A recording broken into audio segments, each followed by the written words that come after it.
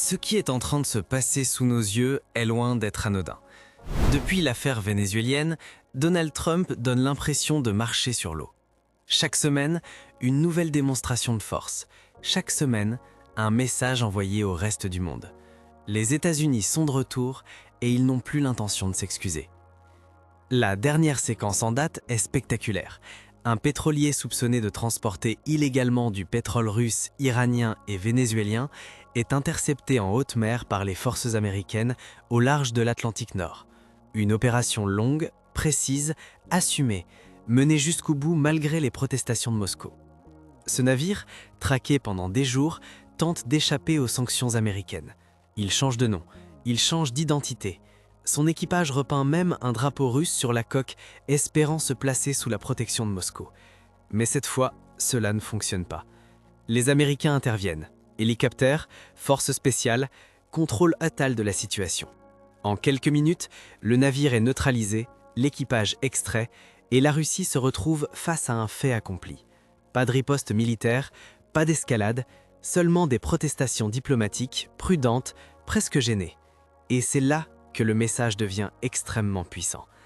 Car ce qui se joue ici dépasse largement un simple pétrolier.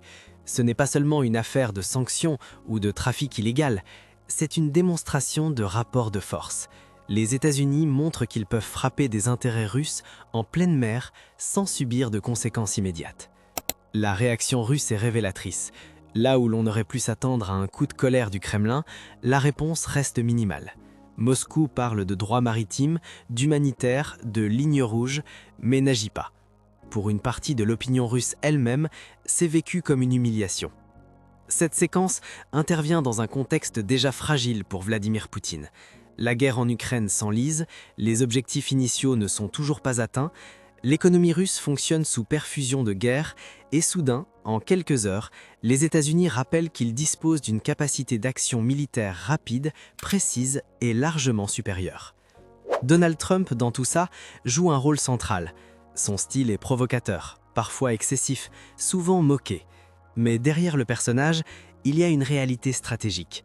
Trump ne se contente pas de parler, il agit, et il transforme chaque action en spectacle mondial.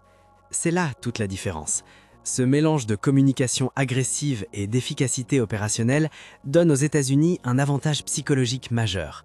Chaque intervention devient un message, chaque image devient un symbole, et chaque silence adverse est interprété comme une faiblesse. Ce qui est en train de se dessiner, c'est un changement de phase. Les États-Unis ne cherchent plus à s'enliser dans des guerres longues et coûteuses. Ils privilégient désormais des coups rapides, ciblés contre des adversaires affaiblis ou isolés. Et le fait nouveau, c'est que la Russie semble désormais faire partie de cette catégorie. Cette humiliation, même contenue, laissera des traces. Dans un système politique aussi centralisé et nationaliste que celui du Kremlin, l'image de la puissance est essentielle. Lorsqu'elle se fissure, les conséquences peuvent être profondes, même si elles ne sont pas immédiates. La question désormais est simple. Jusqu'où est-il prêt à aller, Donald Trump? Et surtout, jusqu'où est la Russie capable d'encaisser sans réagir? Une chose est certaine, ce que nous voyons aujourd'hui n'est pas un simple épisode. C'est peut-être le début d'un nouvel équilibre mondial, plus brutal, plus assumé et beaucoup plus instable.